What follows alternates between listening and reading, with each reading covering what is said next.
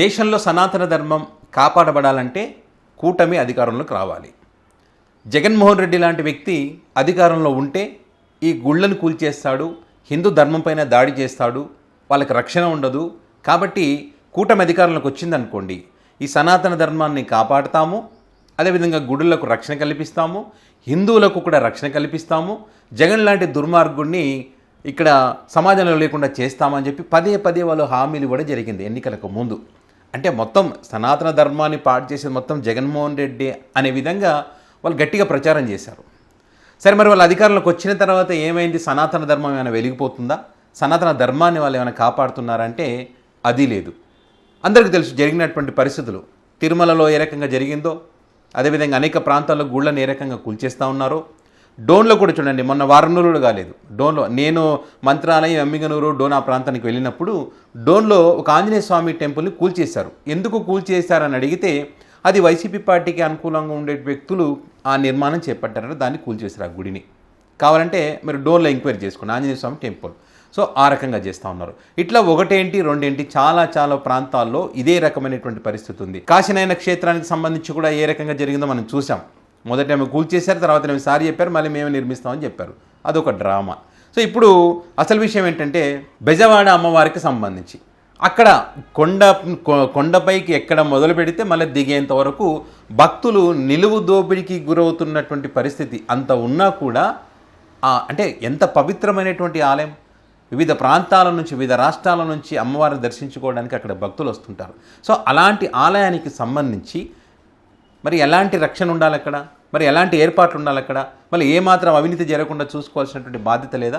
భక్తుల మనోభావాలను గౌరవించాల్సినటువంటి బాధ్యత ఈ ప్రభుత్వానికి ఉండదా? ప్రత్యేకంగా వీళ్ళు సనాతన ధర్మం గుళ్ళ పరిరక్షణ అని చెప్పినటువంటి వీళ్ళు ఇంకా ఎక్కువగా చూసుకోవాల్సినటువంటి అవసరం ఉంటుంది కదా. మరి వీళ్ళ మాటలకు ఇక్కడ చేతులకు ఏమైనా సంబంధం ఉందా?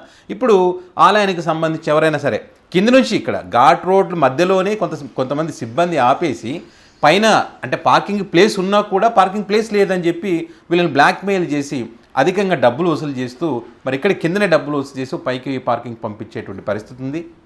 అదేవిధంగా ఇక్కడ కింద నుంచి భక్తులు వెళ్ళేటువంటి క్రమంలో మధ్యలో యాచకులు, ఇజ్రాలు ఇక్కడనే కాదు పైకి ఎక్కిన తర్వాత క్యూ లైన్లో నిలబడ్డప్పుడు, కొబ్బరికాయలు కొట్టేటప్పుడు, చండీ హోమాల దగ్గర, ఆ ప్రసాదాలు తీసుకునే దగ్గర ఎక్కడ పడితే అక్కడ ఇజ్రాలు వాళ్ళని నానా ఇబ్బందులు పెడుతున్నటువంటి పరిస్థితి. మీ అందరికీ తెలుసు ఇజ్రాలు ఏ రకంగా ఇబ్బంది పెడతారో. వాళ్ళు అడిగింది ఇచ్చేదాకా వాళ్ళు వదిలిపెట్టరు. మరి అదేవిధంగా సెల్ ఫోన్ భద్రపరచాలంటే నిబంధనలకు విరుద్ధంగా అక్కడ ఉన్నటువంటి అమౌంట్ వేరు, కానీ వీళ్ళు తీసుకుంటున్నది వేరు. బ్యాగులు భద్రపరచాలంటే అదే రకమైనటువంటి పరిస్థితి. ముఖ్యంగా ఎవరైనా సరే పవిత్రంగా నదిలో స్నానం చేసి ఆ తడి బట్టలతో తమ సొంత చేతులతో అమ్మవారికి కొబ్బరికాయ సమర్పించాలని చెప్పి మొక్కుకొని ఉంటారు. అక్కడ కొబ్బరికాయ కొట్టేటువంటి అవకాశం కూడా భక్తులకు ఇవ్వరు. ఎందుకంటే ఆ భక్తులు కొబ్బరికాయ కొడితే వాళ్ళు డబ్బులు తీసుకోవడానికి రాదు కదా. ఇక్కడ వాళ్ళు ఏం చేస్తూ ఉన్నారంటే అక్కడ ఉన్నటువంటి సిబ్బంది ఆ కొబ్బరికాయ వాళ్ళే కొట్టి 10 రూపాయలు 20 రూపాయలు డిమాండ్ చేస్తూ ఉన్నారు. నిబంధనల ప్రకారం వాళ్ళకి డబ్బులు ఇవ్వకూడదు. వాళ్ళ పని ఏంటి, వాళ్ళ కాంట్రాక్ట్ ఏం తీసుకున్నారు, ఆ కొట్టినటువంటి కొబ్బరి చిప్పలను తీసుకొని పోవడం వరకు వాళ్ళ కాంట్రాక్ట్.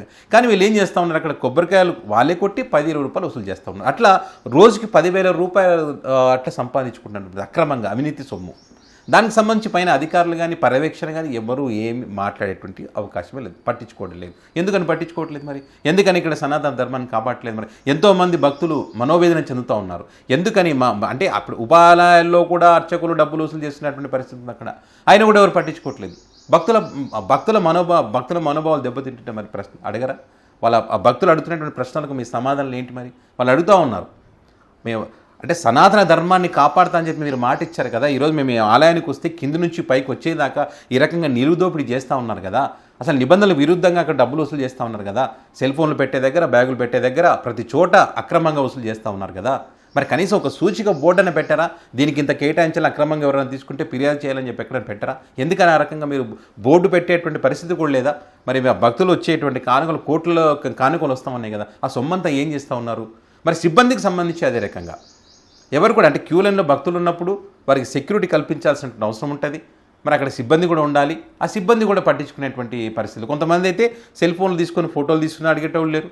ఎవరైనా ఆయుధాలు తీసుకుపోయినా కూడా అడిగేటువంటి పరిస్థితి లేదు. అంటే చెక్కింగ్ లేదు అక్కడ. ముఖ్యంగా చెక్కింగ్ ఉంటే కదా. వాళ్ళ సొంత పైరవీల కోసం ఎవరు ఇష్టం వచ్చినట్టుగా వాళ్ళ ఎవరైనా వస్తే వాళ్ళ పైకి తీసుకోవడం, దర్శనం చేయించడం, పంపించడం. ఈ రకమైనటువంటి పరిస్థితులు అక్కడ కొండపైన ఉంటే మరి ఎవరికి పట్టదా? చిన్న చిన్న ఆలయాలు ఏమన్నవి ఇంద్రకీలాద్రి అమ్మవారు, బెజవాడ అమ్మవారంటే మరి ఎంత పవిత్రమైనటువంటి ఆలయం మరి. అలాంటి ఆలయంలో ఇంత ఇంత దారుణాలు జరుగుతుంటే కూడా మరి ఎవరికి పట్టవాది? మరి ఎందుకని వాటి గురించి వాటి అధికారులు కానీ వాళ్ళు కానీ పర్యవేక్షణ ఎందుకు చేయడం లేదు? భక్తుల మనోవేదన ఎందుకు అర్థం చేసుకోవట్లేదు? భక్తుల మనోభావాలను ఎందుకు గౌరవించడం లేదు? మరి ఇక్కడ సనాతన ధర్మం వెలిగిపోతున్నట్ట? ప్రశ్నించే వాళ్ళని అరెస్ట్ చేయడం మాత్రం మీకు తెలుసు, ప్రశ్నిస్తే మాత్రం కేసులు వేసే పరిస్థితి. భక్తుడు కొబ్బరికాయ కొట్టాలంటే కూడా 10 రూపాయలు ఇవ్వాల్సినటువంటి పరిస్థితికి వస్తే ఇంకేముంది చెప్పండి? ఇంకెక్కడ సనాతన ధర్మము? ఇంకా ఎక్కడ భక్తుల మనోభావాలు కాపాడబడతాయి? ఈ ఇంత జరుగుతుంటే కూడా ఎవరు మాట్లాడరు. అదే జగన్మోహన్ రెడ్డి హయాంలో కనుక జరిగి ఉంటే ఈ రకంగా జరుగుతుంటే కనుక రచ్చ చేస్తారు, పెద్ద పెద్ద డిబేట్లు పెడతారు. అవసరమైతే జగన్మోహన్ రెడ్డి ఇంటిపైన దాడులు కూడా చేస్తారు. మొన్న చేశారు కదా తిరుపతి లడ్డుకు సంబంధించి. దానికి ఇంతవరకు అతి లేదు గతి లేదు. ఏం జరిగిందన్న దానికి సంబంధించి ఊకే అనవసరమైనటువంటి ఆరోపణలు చేయడం, ఏదో జరిగిపోయిందని చెప్పి ఇప్పుడు రిపోర్ట్స్ కేంద్రం ఇన్వాల్వ్ అయిందిగా, రిపోర్ట్స్ ఇవ్వమంటే ఇచ్చే పరిస్థితి లేదు. ఏం జరిగింది ఏమైనా ఆధారాలు అంటే సైలెన్స్ అయిపోయింది. ఇంకా సనాతన బోర్డులు ఏర్పాటు చేస్తాం, కింద నుంచి పైకి మెట్లు కడుగుతాం, ఇది మాత్రం చేస్తాం. ఇట్లాంటివి జరుగుతున్నప్పుడు చేయరు. మరి ఇక్కడ ప్రాయశ్చిత దీక్షలు చేయాలి కదా. ఇప్పుడు ఇట్లా జరుగుతున్నప్పుడు భక్తులు బాధపడుతున్నప్పుడు దీక్షలు చేయాలి కదా. కనీసం వాటికి సంబంధించి ఏం జరుగుతుందనేటువంటి దానికి సంబంధించిన అధికారులతోనే మాట్లాడాలి కదా. మాట్లాడరు. మరి ఇంటెలిజెన్స్ వ్యవస్థ ఏం చేస్తుందో తెలియదు, మరి అధికారులు ఏం చేస్తున్నారో తెలియదు. పైగా మాత్రం సనాతన ధర్మం మేమే కాపాడతాం, మా ఆయాంలో వెలిగిపోతుందని చెప్తారు. ఇది జరుగుతున్నటువంటి పరిస్థితి. దీనికి సంబంధించి ఆంధ్రప్రభ పత్రికలో చాలా నీట్గా అక్కడ జరుగుతున్నటువంటి అవినీతి, నిలువుదోపిడి ఏ రకంగా చేస్తున్నారని చెప్పి ఒక వార్త కథనాన్ని కూడా ప్రచురించింది. కావాలంటే మీరు చూడండి. అదేవిధంగా ఈ వార్తకు సంబంధించి ఏదైతే ఇప్పుడు చర్చ జరుగుతూ ఉందో దీనికి సంబంధించి నిజంగానే బెజవాడ అమ్మవారి ఆలయంలో అంటే కింద నుంచి పైకి వెళ్ళేదాకా నిలువుదోపిడి జరుగుతుందా? కొబ్బరికాయ కొట్టాలంటే డబ్బులు ఇవ్వాలా? యాచకులు, హిజ్రాలు వాళ్ళందరూ కూడా మరి అక్కడ ఇబ్బంది పెడతా ఉన్నారా? మరి సిబ్బంది సరిగా లేరా? వీటికి సంబంధించి మీకు తెలిసినటువంటి వాస్తవాలను కామెంట్ రూపంలో పెట్టండి.